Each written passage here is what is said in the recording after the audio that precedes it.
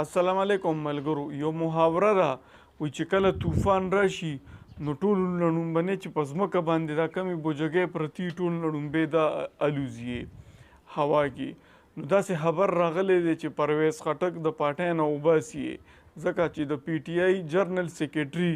عمر ایوب داسې ویلي دي چې موږ ته اطلاع راغلی ده چې پرویز خټک د پی ټی آی چې کوم ایم این ای او ایم پی ای دي ای سره رابطه کې دی چې تاسو پارټي پرېږدئ. نو یې دپاره یې پرویز خټک ته وویل چې ته موږ له 10 ورځو کې دې جواب را چې دا رښتیا دي. 10 ورځې تېرې شوې پرویز خټک جواب ورنکړو خو نن یې په میډیا باندې ویلي دي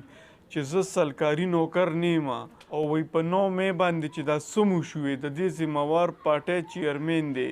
د عمران خان ته وایي ما ویلي چې یو سم سیاست کوه خو دا ده چې څوک نو یہ تو کچھ اور هی نکلا وي دا خو څه بل څه وخته. او جیو نیوز والا په خپل پیج باندې ویلي دي چې نن ماښام به نوټیفیکیشن جاری کیږي چې پرویز خټک یې باقاعدګۍ سره پارټۍ نه بار شوې او پرویز خټک دا ویلي دي چې ما سره د پارټۍ 30 ایم این ای په رابطه کې دي ای به هم د پارټي انقریب پرېږدي ورځ نیمه کې. چینل باندې چې څوک نوي دي نو زموږ چینل هم ضرور سبسکرایب کړئ.